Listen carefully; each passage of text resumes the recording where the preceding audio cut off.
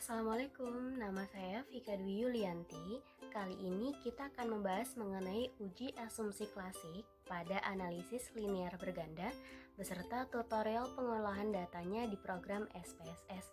Yuk kita simak.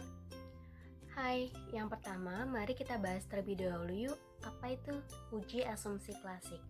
Uji asumsi klasik adalah syarat-syarat yang harus dipenuhi pada model regresi linear OLS agar model tersebut menjadi valid sebagai alat penduga. Untuk penelitian yang menggunakan regresi linear berganda, sebagai analisis wajib menggunakan uji asumsi klasik. Hal ini dikarenakan regresi linear berganda merupakan jenis linear OLS. Kemudian regresi linear OLS yaitu sebuah model regresi linear dengan metode perhitungan kuadrat terkecil atau biasanya disebut dengan istilah ordinary least square.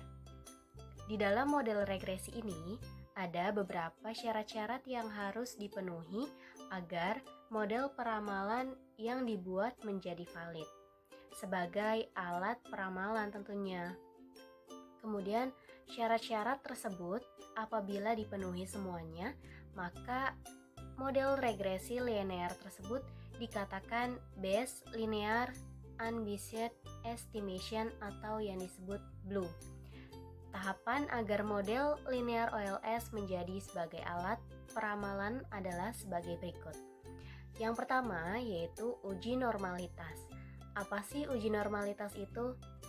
Uji normalitas adalah uji statistik yang dilakukan untuk mengetahui seberapa besar atau sebaran sebuah data. Kemudian uji ini dilakukan untuk melihat distribusi data dalam model penelitian. Uji normalitas bisa dilakukan dengan beberapa cara, diantaranya dengan menggunakan uji grafik dan uji Kolmogorov-Smirnov. Kemudian ada lagi uji normalitas dengan menggunakan grafik histogram dan grafik p-plot dalam menyesatkan peneliti apabila kurang hati-hati dalam menafsirkan output grafik yang dihasilkan.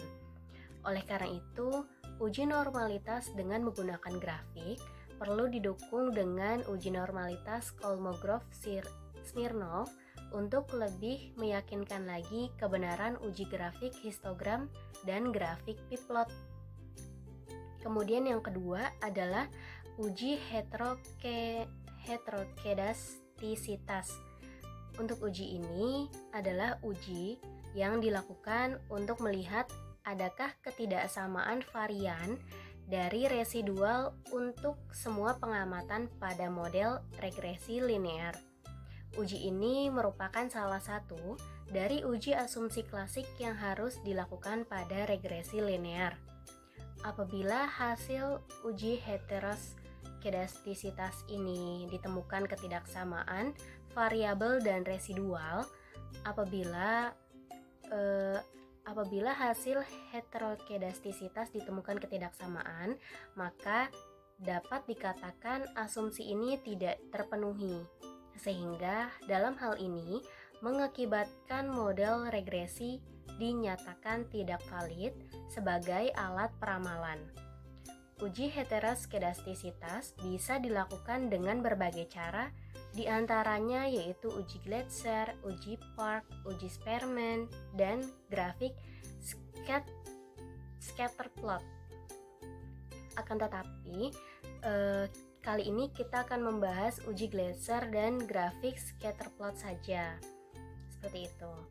Kemudian yang ketiga adalah uji multikolinearitas. Apa sih uji ini tuh? Uji multikolinearitas adalah sebuah situasi yang menunjukkan adanya korelasi atau hubungan kuat antara dua variabel bebas atau lebih dalam sebuah model regresi linear berganda. Multikolinearitas menggambarkan variabel independen mempengaruhi variabel independen lainnya yang mengakibatkan model regresi tidak dapat dijadikan sebagai alat peramalan hasil penelitian. Kemudian yang keempat adalah uji autokorelasi. Dalam uji autokorelasi, ketika lama pengamatan penelitian yang dilakukan lebih dari satu waktu atau time series, hal ini dilakukan untuk mengetahui ada atau tidaknya korelasi antara variabel yang diteliti dengan perubahan waktu yang diamati. Dalam penelitian, time series uji autokorelasi perlu dilakukan karena sebuah nilai pada sampel atau observasi tertentu sangat dipengaruhi oleh nilai observasi lainnya. Kemudian yang terakhir yaitu uji linearitas. Uji linearitas digunakan untuk mengetahui apakah model penelitian mempunyai hubungan yang linear atau tidak. Dalam contoh penelitian disajikan dalam buku uji linearitas tidak perlu dilakukan karena model penelitian yang sudah dibangun didasari dari rumusan teoristis antara variabel independen dengan dependen yang bersifat robust dan logis, yang menggambarkan adanya hubungan antara variabel independen dengan variabel dependen secara teoritis. Hai, kali ini kita akan membahas mengenai salah satu metode uji untuk linear berganda. Yang pertama yaitu uji normalitas untuk uji grafik. Yuk kita simak. Pertama, kita siapkan terlebih dahulu program SPSS pada variabel view. Kita siapkan variabel Y, X1, X2, X3, kemudian X4. Pada kolom desimal kita ubah menjadi 0 untuk semua datanya. Kita ubah terlebih dahulu hingga 0. Kemudian pada kolom measure kita ubah menjadi scale. Kita ubah terlebih dahulu untuk keseluruhan datanya menjadi scale, kemudian klik data view. Pada data-data variabel Y hingga X4, kita ambil data-datanya dari data yang sudah kita siapkan di Excel. Kita copy terlebih dahulu untuk data-datanya ke program SPSS di variabel Y hingga X4. Kemudian sesudah datanya masuk, klik Analyze, kemudian Regression, dan pilih Linear. Baik, kemudian akan muncul kotak dialog yang bernama Linear Regression. Kita copy variabel dependen Y, kemudian X1 hingga X4 independen. Kemudian setelah datanya berhasil dipindahkan ke kotak variabel dependen dan independen, kemudian selanjutnya kita akan melakukan ujinya, yaitu terlebih dahulu kita harus memastikan untuk datanya sudah benar semua dan sudah dimasukkan. Kemudian kita klik tombol plots di atas save. Kita klik terlebih dahulu. Nah, akan muncul kotak dialog kembali. Untuk variabel Y kita isi dengan SRESID atau SRES ID. Kita ambil terlebih dahulu, kita copy di variabel Y SRES ID. Kemudian pada variabel X kita pilih spread SZPRED. Kemudian jika sudah, klik checklist pada histogram dan kemudian di checklist normal probability. Oke. Kemudian akan muncul untuk hasil outputnya. Nah, kita lihat terlebih dahulu hasil outputnya. Nah, berdasarkan gambar grafik histogram pada tampilan tersebut dapat ditarik kesimpulan. Untuk saat ini datanya ada 2 ya. Dapat ditarik kesimpulan bahwa data berdistribusi normal karena hal ini dapat dilihat dari grafik histogram memberikan pola distribusi yang melenceng ke kanan atau membentuk pola seperti lonceng seperti itu. Kemudian grafik p-plot. Pada grafik p-plot ini dapat ditarik kesimpulan bahwa data berdistribusi normal. Hal ini dapat dilihat dari titik-titik pada grafik p-plot mengikuti dan mendekati garis diagonal. Uji normalitas dengan menggunakan grafik histogram dan grafik p-plot dapat menyesatkan peneliti apabila kurang hati-hati dalam menafsirkan output grafik yang dihasilkan. Oleh karena itu, uji normalitas dengan menggunakan grafik perlu didukung dengan uji normalitas Kolmogorov-Smirnov untuk lebih meyakinkan lagi kebenaran uji grafik histogram dan grafik p-plot. Pada slide kali ini kita akan membahas mengenai uji Kolmogorov-Smirnov. Untuk uji ini kita akan melakukannya melalui program SPSS kembali. Yuk kita simak. Nah, terlebih dahulu kita sudah siapkan program SPSS yang sudah kita isi datanya juga seperti yang sebelumnya. Kemudian pada data-data ini klik Analyze, kemudian Regression, pilih Linear, kemudian akan muncul untuk kotak dialog. Pada kotak dialog ini variabelnya sudah kita isi semua ya, dependent ataupun independent. Kemudian setelah sudah diyakinkan sesuai untuk datanya, kemudian kita klik Save. Nah, akan muncul pada kotak Residuals, kita pilih yang Unstandardized. Kita checklist untuk pilihan tersebut, Continue, kemudian OK. Nah, kemudian pada nanti akan muncul seperti ini outputnya, kita abaikan terlebih dahulu, namun akan ada muncul variabel baru bernama res_1. Kita abaikan terlebih dahulu, kemudian kita akan melakukan analyze kembali. Kita klik analyze, kemudian kita klik non-parametric test. Non-parametric test, kita pilih legacy dialog. Kita pilih legacy dialogs. Kemudian kita pilih juga one sample atau satu sampel K sampai dengan S. Kita klik terlebih dahulu. Nah, akan muncul kotak dialog kembali yang bernama one sample Kolmogorov-Smirnov test. Selanjutnya isi kotaknya tersebut dengan unstandardized residual res_1 pada bagian test distributionnya. Kita checklist normal, kemudian yang lainnya abaikan saja. Kita checklist terlebih dahulu yang normal, kemudian klik OK selanjutnya seperti itu.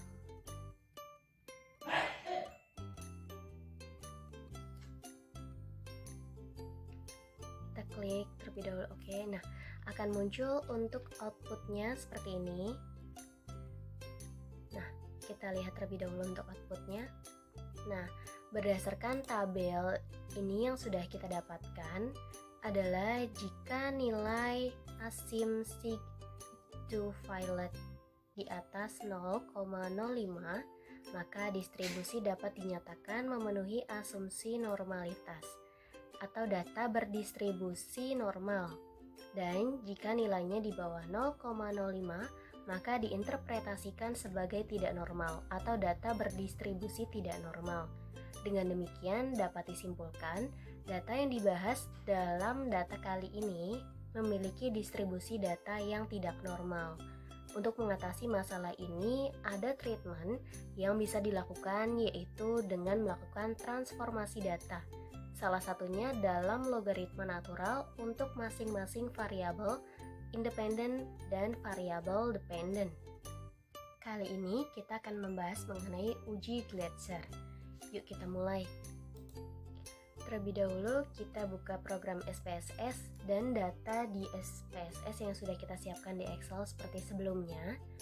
Yang pertama kita buka terlebih dahulu data SPSS pada tabel variable view. Kemudian kita isi juga dari variabel Y hingga X4 seperti sebelumnya. Kemudian di kolom desimal diubah menjadi 0 untuk semua variabel. Kemudian pada kolom measure diubah juga menjadi scale. Nah, sesudah diubah, kemudian kita klik data view. Untuk datanya kita ambil dari data di Excel. kita ambil terlebih dahulu datanya, kita copy ke program SPSS. Nah, kemudian kita copy. Nah, jika sudah, kemudian kita klik Analyze, kemudian Regression, kemudian Linear juga. Nah, akan muncul kotak dialog. Pada dependent variabelnya kita copy Y, independennya X1 hingga X4. Kemudian klik Save. Nah, akan muncul jendela dialog linear regression. Kemudian pada kolom residual kita unstandarized, kita checklist, yang lainnya abaikan. Kemudian continue dan oke. Nah, abaikan outputnya terlebih dahulu. Kita akan abaikan terlebih dahulu. Dan kemudian akan muncul variabel baru bernama res2. Nah, kemudian kita transform compute variable. Kemudian setelah kita pilih compute variable, nah kemudian akan muncul kotak dialog kembali berisi compute variable. Pada target variable kita isi res2, dan pada kolom numeric expression kita ketik abs underscore res dalam kurung res underscore 1. Kita klik terlebih dahulu. Nah, dipastikan untuk penulisan ini sudah benar. Kemudian jika sudah, kita klik OK. Nah, abaikan outputnya terlebih dahulu, kemudian akan muncul res2. Kemudian kita klik Analyze. Setelah data res2-nya muncul ya, kita klik Analyze, kemudian Regression, kemudian pilih Linear. Nah, dalam kotak dialog ini kita tukar terlebih dahulu. Untuk Y-nya kita keluarkan menjadi unstandarized. Res2. Kita ubah terlebih dahulu menjadi res2. Lalu untuk X1 hingga X4 abaikan, kemudian klik OK. Nah, akan muncul untuk outputnya sebagai berikut. Nah, dapat kita lihat apabila nilai signifikansi lebih besar daripada 0,05, maka tidak terjadi heterokedastisitas. Nah, kita lihat terlebih dahulu. Nah, untuk data-datanya ini dapat dilihat bahwa semua variabel independen tidak mengalami gejala heteroskedastisitas karena nilai sig lebih besar daripada 0,05, seperti itu. Nah, kali ini kita akan membahas mengenai uji heteroskedastisitas, namun untuk uji scatter plotnya. Yuk kita simak. Yang pertama, kita siapkan terlebih dahulu untuk data-datanya. Data sebelumnya kita klik variable view, datanya kita input variabel Y hingga variabel X1 seperti sebelumnya. Nah, kemudian jika sudah, pada kolom desimal kita ubah menjadi 0. Untuk semua datanya kita ubah menjadi 0. Nah, kemudian pada kolom measure kita ubah juga menjadi scale seperti sebelumnya. Nah, jika sudah, kita klik data view, kita copy kembali datanya di Excel, kita pindahkan ke program SPSS-nya kembali. Nah, kita copy, kita paste terlebih dahulu. Nah, jika sudah muncul untuk datanya, kita lanjutkan. Yang pertama, sama seperti sebelumnya, kita pilih Analyze terlebih dahulu, kemudian Regression, kemudian pilih Linear, akan muncul kotak dialognya. Variabel dependen kita isi Y, independennya X1 hingga X4. Nah, kemudian kita klik pada plots. Variabel Y kita isi sresid. Nah, kemudian pada variabel X kita isi zpreid. Nah, jika sudah, klik continue tanpa ada yang di checklist, kemudian OK. Nah, dari hal tersebut maka akan dihasilkan output sebagai berikut. Nah, Pada gambar tersebut terlihat titik-titik menyebar secara acak dan tidak membentuk sebuah pola tertentu. Titik-titik juga menyebar baik di atas maupun di bawah angka 0. Kita lihat ya. Nih. Kemudian, dengan demikian dapat disimpulkan model regresi tidak mengalami heteroskedastisitas sehingga model regresi dinyatakan valid sebagai alat peramalan. Nah, kali ini kita akan membahas mengenai uji multikolinearitas. Yuk kita simak. Nah, pada uji multikolinearitas ini kita mulai saja yuk. Siapkan terlebih dahulu untuk data Excel-nya seperti sebelumnya di hasil penjumlahan. Kemudian di kolom SPSS kita klik variabel view untuk variabel Y hingga X4. Kita buat terlebih dahulu variabelnya. Nah, jika sudah, pada kolom desimal diubah menjadi 0, sama juga seperti sebelumnya. Nah, pada kolom measure kita ubah juga menjadi scale. Jika sudah, kemudian klik data view. Nah, kita copy juga hasil penjumlahan di kolom Excel-nya ke program SPSS. Nah, jika sudah, maka akan muncul seperti sebelumnya juga. Kita klik analyze. Kita klik analyze, kemudian regression dan pilih linear. Seperti sebelumnya juga, variabel dependent isi Y, independennya isi X1 hingga X4. Nah, kemudian klik statistik. Kita unchecklist terlebih dahulu. Nah, pada bagian kolom ini kita pilih description serta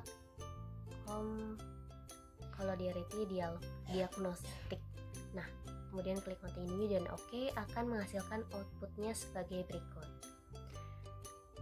Nah, kita ubah terlebih dahulu. Untuk data-datanya ini kita lihat dan kita perhatikan terlebih dahulu ya. Person correlation. Nah, pada tabel tersebut menunjukkan tidak adanya nilai korelasi yang lebih besar dari 0,8.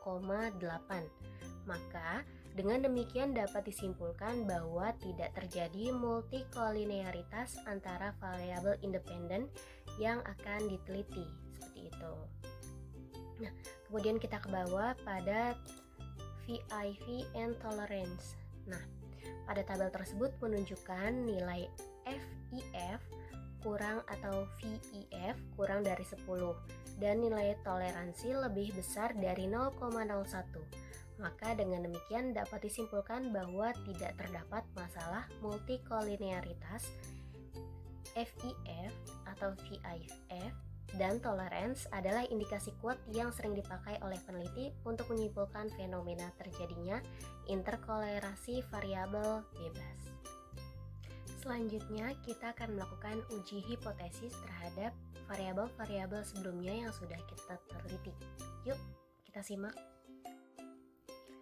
Uji hipotesis, kita akan mulai untuk melakukan pengujiannya. Yang pertama, seperti sebelumnya, kita siapkan datanya terlebih dahulu di program SPSS dan Microsoft Excel.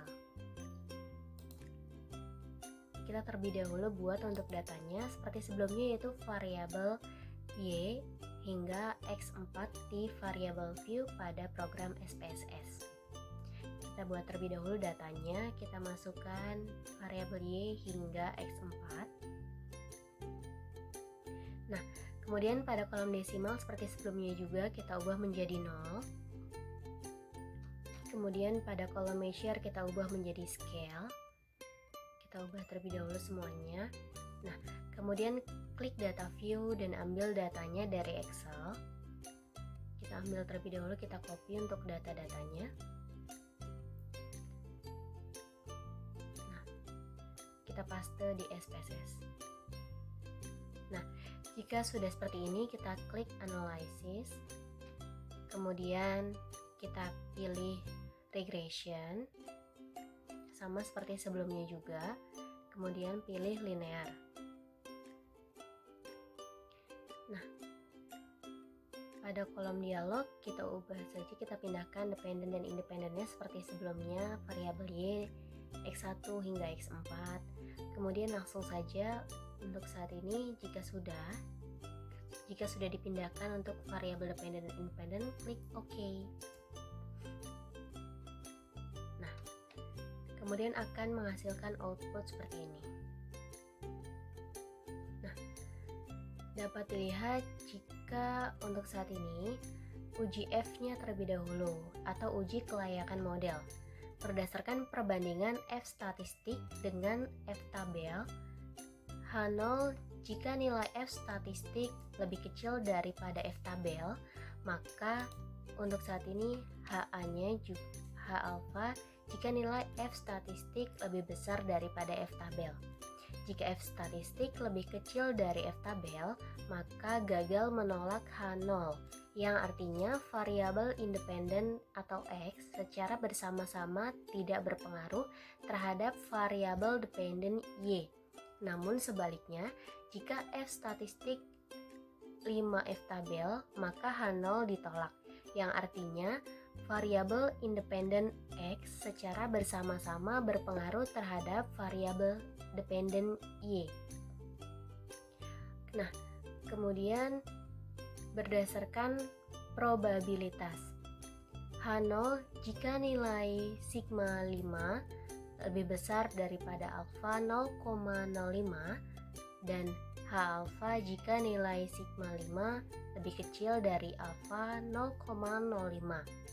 Jika sigma 2 lebih besar daripada 0,05, maka gagal menolak H0, yang artinya variabel independen X secara bersama-sama tidak berpengaruh terhadap variabel dependen Y.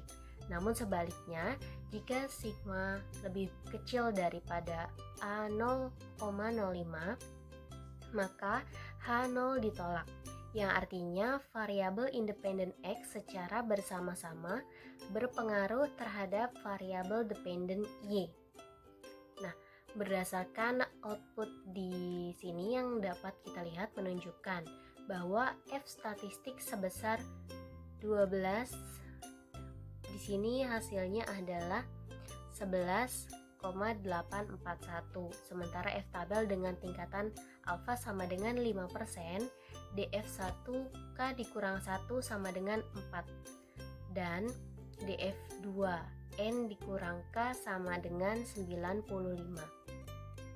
Didapat dengan F tabel sebesar yaitu adalah 2,467. Dengan demikian F statistik 11,841. Nah, 11,841 ini lebih besar daripada F tabel, yaitu 2,467, dan nilai sigma 0,000 lebih kecil daripada 0,05. Maka dapat disimpulkan bahwa H0 ditolak. Dengan demikian dapat disimpulkan bahwa variabel-variabel independen dalam penelitian ini yang terdiri dari X1, X2, X3, dan X4 secara bersama-sama berpengaruh terhadap Y. Kemudian hasil uji T.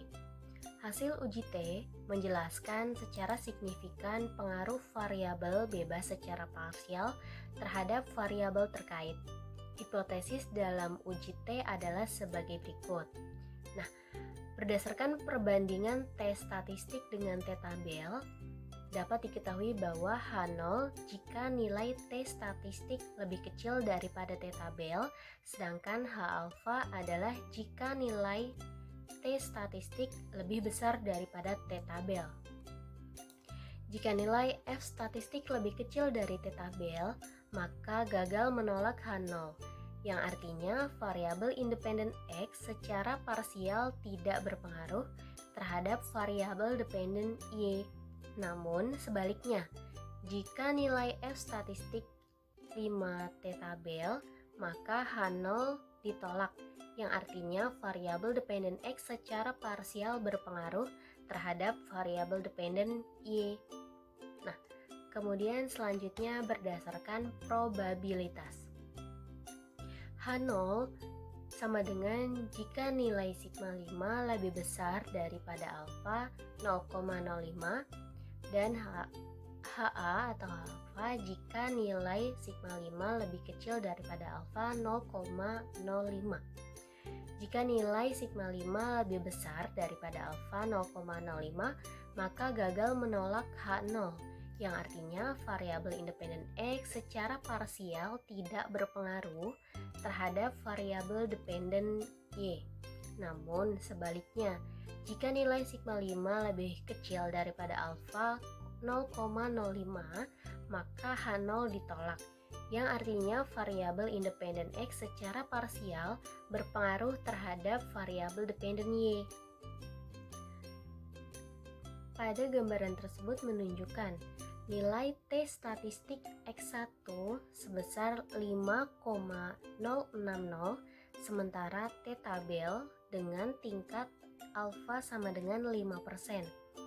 DF dalam kurung N dikurangkannya sama dengan 95, didapat nilai T tabel sebesar 1,985.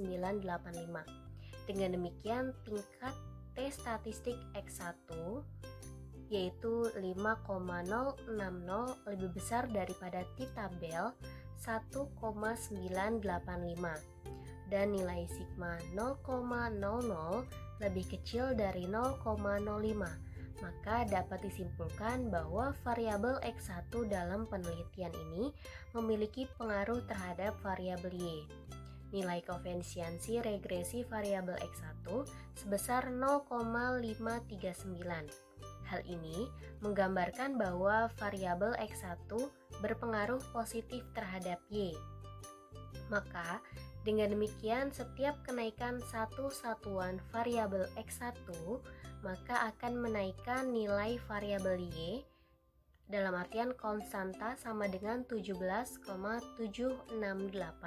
sebesar 0,524. Nilai T statistik X2 sebesar 2,138. Sementara T tabel dengan tingkat A5%, DF-nya sama dengan 95, didapat nilai T tabel sebesar 1,985. Dengan demikian T statistik X1 yaitu sama dengannya 2,138 lebih besar daripada T tabel yang berjumlah 1,985 dan nilai sigma 0,03 lebih kecil daripada 0,05, maka dapat disimpulkan bahwa variabel X2 dalam penelitian ini memiliki pengaruh terhadap variabel Y. Kemudian, nilai koefisiensi variabel X2 sebesar minus 0,236.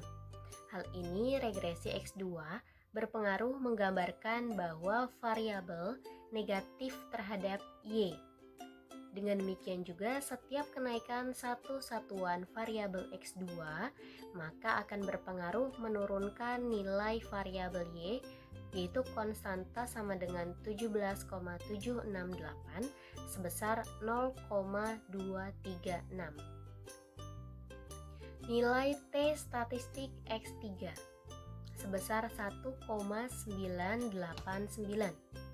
Sementara T tabel dengan tingkat alfa sama dengan 5%, DF sama dengan 95, didapat nilai T tabel sebesar 1,985. Dengan demikian T statistik X3 1,989 lebih besar dari T tabel yang bernilai 1,985 dan nilai sigma 0,02 lebih kecil daripada 0,05 dan dapat disimpulkan bahwa variabel X3 dalam penelitian ini memiliki pengaruh terhadap variabel Y. Nilai koefisiensi regresi variabel X3 sebesar 0,524. Hal ini menggambarkan bahwa variabel X3 berpengaruh positif terhadap Y. Dengan demikian juga setiap kenaikan satu satuan variabel X3 maka akan menaikkan nilai variabel Y konstanta 18,612 sebesar 2,242. Nilai T statistik X4 yaitu sebesar 0,912. Sementara T tabel dengan tingkat alfa 594, DF-nya 95 didapat nilai T tabel sebesar 1,985. Dengan demikian T statistik X4 0,912 lebih kecil daripada T tabel 1,985. Dengan demikian nilai sigma 0,36 lebih besar dari 0,05 dan dapat disimpulkan bahwa variabel X4 dalam penelitian ini tidak memiliki pengaruh terhadap variabel Y. Koefisiensi determinasi pada tabel tersebut menunjukkan bahwa nilai adjusted required sebesar 0,305. Artinya bahwa variasi perubahan naik turunnya Y dapat dijelaskan oleh X1, X2, X3, dan X4 sebesar 31%. Sementara sisanya yaitu sebesar 69% dijelaskan oleh variabel-variabel lain yang tidak diteliti dalam penelitian ini. Sekian presentasi dari aku beserta untuk metode penggunaan program SPSS. Semoga bermanfaat.